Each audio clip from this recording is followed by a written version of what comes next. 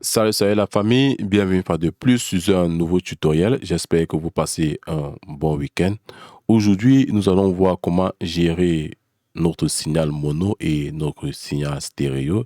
Et un rappel, je tiens aussi à dire que j'ai récemment sorti une dernière vidéo sur comment mixer une voix facilement dans Cubase. Et je ferai aussi une vidéo sur comment mixer une voix dans Studio One. Je sais que beaucoup d'entre vous utilisent aussi Studio One pour mixer. C'est vrai que les mêmes techniques que j'utilise dans FL Studio, je fais pareil dans Studio One et dans Cubase. Nous allons aller directement au vif du sujet. Comme je le disais tantôt, le signal mono peut se faire facilement dans notre séquenceur. Mais il a une restriction, si je peux le dire ainsi. Pourquoi je dis que c'est un facteur restreint? Je prends le cas de FL Studio ici en question. Si nous bougeons sur cette gauche, nous bougeons notre fader, vous voyez les violets. Regardez là où je place mon curseur. Là, regardez. Vous voyez, je restreins mon signal directement en mono. Mais si je fais dans ce sens-ci, j'élargis mon signal en stéréo. Il y a certains instruments qui n'ont pas besoin que vous l'élargissiez dans un plan stéréo. Il y a certains instruments qui viennent déjà stéréo. C'est pour cela de connaître certains instruments de base qui sont figés dans le temps et dans l'espace de façon mono. Généralement, on parle de la voix, on parle de la guitare, on parle du snare. Voix, guitare, snare et basse. Ce sont ces quatre instruments qui sont généralement figés de façon mono. Donc, pour ceux que vous n'aurez plus besoin de faire ceci, pour d'élargir, plus vous faites ceci, plus un instrument est déjà en stéréo, plus vous faites ceci, vous aurez trop de la stéréo dans votre mix. Et pour cela, je vous conseille d'utiliser un VST au nom de chez BX Solo, de chez Plugin Alliance, qui est vraiment très génial.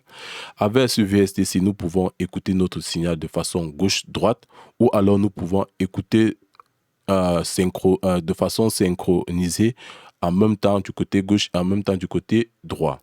Et nous avons ici d'autres fonctions, la fonction stéréo, la fonction mono que voici ici et la fonction stéréo. Et le conseil que je peux vous donner lorsque vous mixez vos instruments, c'est de mixer de façon mono. Étant donné que nous savons tous que nos instruments, les instruments qui sont mis en avant généralement dans un mix, c'est généralement la voix, la guitare, le snare et la basse. Ces éléments sont vraiment très primordial lorsque nous mixons et lorsque nous voulons réussir notre mix facilement. C'est cette petite vidéo que je voudrais pas qu'elle soit longue.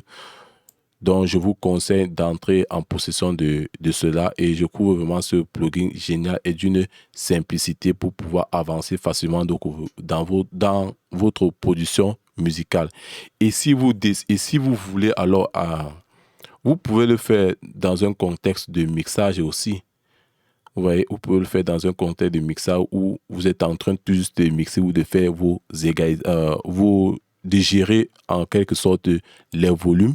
Oui, si je peux le dire comme ça, les volumes. Vous êtes en train de faire la balance de volume. Ce VST-ci va vous servir, sera d'une très grande utilité pour vous.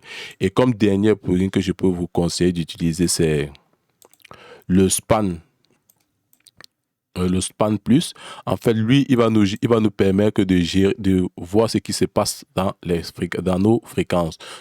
Vous allez constater avec ce VST si nous avons trop de hautes fréquences ou si nous avons trop de basses fréquences, pardon, et si nous avons trop de hautes fréquences ou alors nous manquons des bas médiums. Donc, je vous conseille d'utiliser ces deux VST-ci pour pouvoir faire votre mix. D'abord, pas faire le mix en tant que tel, gérer votre balance de volume très facilement. J'espère que cette vidéo sera d'une grande utilité pour toi. Comme d'habitude, tu as aimé la vidéo, tu t'abonnes, tu partages, tu commentes, tu likes et surtout, tu actives la clé de notification pour ne rien rater sur mes prochaines vidéos. C'était ATR Studio, c'était un tuto authentique. Je vous dis à la prochaine pour une nouvelle vidéo. Sur cela, portez-vous bien. Ciao, kiss.